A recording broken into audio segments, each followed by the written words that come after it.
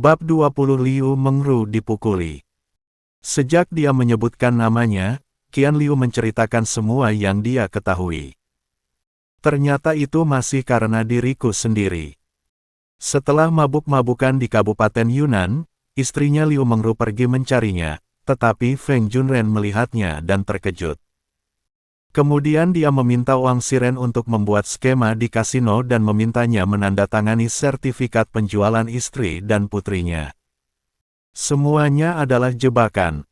Apakah Dr. Feng Gou memiliki latar belakang yang dalam? Zhao Ping bertanya. Wen Hui tidak pernah mengetahui latar belakang Feng Zhengchu karena dia tidak berani menunjukkan wajahnya. Yang saya tahu hanyalah dia adalah dokter resmi pemerintah daerah dan memegang jabatan tinggi. Tidak tahu apa-apa lagi, sangat dalam.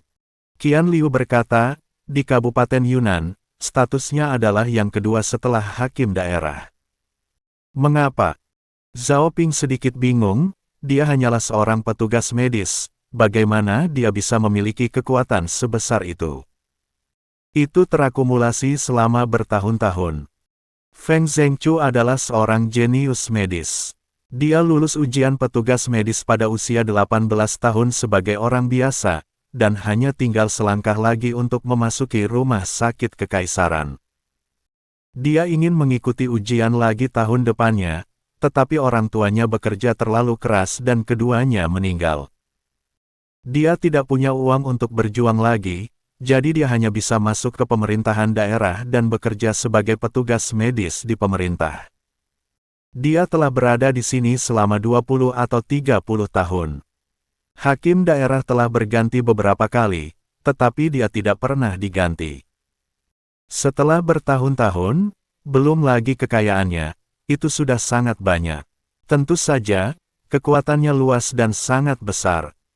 Bagaimanapun, di Kabupaten Yunnan, dia adalah orang kedua setelah hakim daerah, dan tidak ada yang berani memprovokasi dia. Saya awalnya ingin menjual rumah saya untuk melunasi hutang Anda, tetapi Feng Junren memukuli saya dan mengancam akan memotong saya menjadi beberapa bagian dan memberi makan anjing jika saya berani membantu Anda lagi, jadi saya tidak berani pergi kepadamu selama periode ini. Zhao Ping mengangguk dan tidak berkata apa-apa lagi, tetapi berpikir keras. Saat pertama kali melakukan perjalanan melintasi waktu, idenya adalah menjadi orang kaya, menikahi seorang istri dan memiliki selir, memeluknya dari kiri ke kanan, dan menjalani hidup bahagia. Namun apa yang dialaminya selama periode ini perlahan-lahan membuatnya menyadari sebuah fakta. Dinasti Dawei berada dalam kekacauan besar.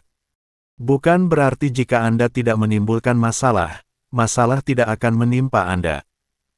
Seperti orang tua Qian Liu, ketika mereka pergi berbisnis, mereka dibunuh oleh bandit untuk mencuri barang-barang mereka.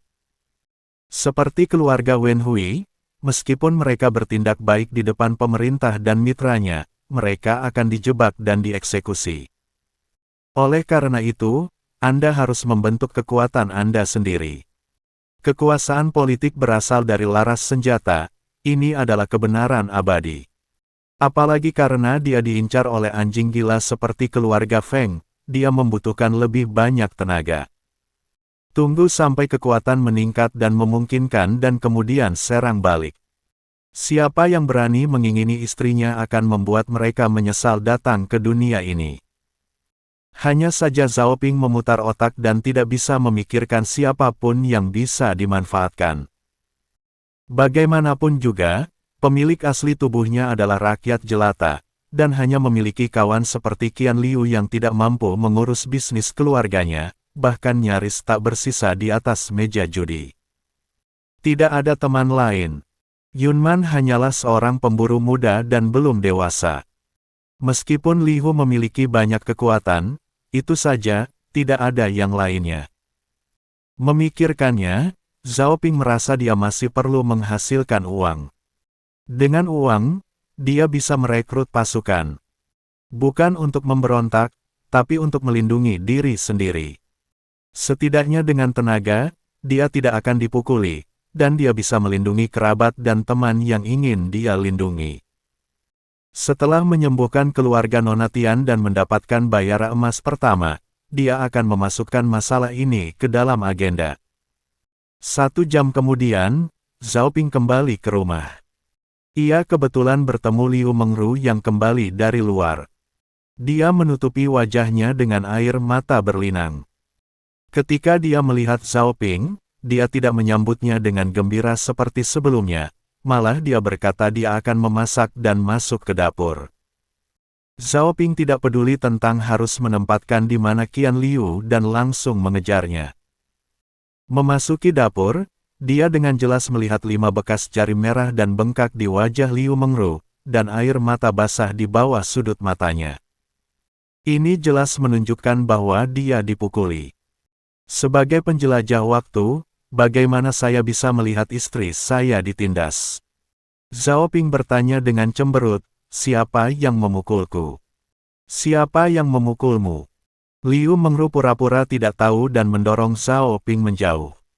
Aku lihat saat ini ada tamu di rumah. Pergilah dan sambut mereka sementara aku memasak dengan cepat. Jangan abaikan mereka. Aku bertanya siapa yang menamparkan wajahmu. Zhao Ping meninggikan suaranya, hampir memarahi. Liu Mengru gemetar ketakutan dan tidak berani menatap mata Zhao Ping. Dia berkata dengan gemetar, tidak ada yang memukulku. Ya, saya tidak sengaja terjatuh. Mungkinkah seperti itu? Zhao Ping mencibir, apakah menurutmu aku ini anak berusia 3 tahun? Kamu benar-benar ingin berbohong kepadaku dengan kata-kata seperti itu. Tidak apa-apa. Liu Mengru menggelengkan kepalanya dan berkata, suamiku, sebaiknya kamu pergi dan menyapa para tamu secepat mungkin. Zhao Ping tidak setuju, tetapi memanggil Xiao Xiao. Sambil menunjuk ke wajah Liu Mengru, dia bertanya, Xiao Xiao, beritahu ayah apa yang terjadi dengan wajah ibumu. Puff. Melihat ekspresi marah Zhao Ping, Xiao Xiao segera berlutut di tanah. Sambil memegang kaki Zhao Ping, dia menangis dan berkata, ayah, kali ini aku benar-benar mohon jangan menyalahkan ibu. Dia tidak mengambil inisiatif untuk menimbulkan masalah. Tolong jangan memarahi dan memukulnya. Itu nenek kelima selir kepala desa. Ibu sedang memintal benang di tempatnya, dan si selir entah tidak menyukai ini atau itu. Dia terus mengomel pada ibu, tapi ibu mengabaikannya. Kalau begitu, Xiao Xiao mengangkat matanya dan menatap Zhao Ping, tetapi tidak berani mengatakan apapun lagi. Melihat matanya yang berair, Zhao Ping melunak.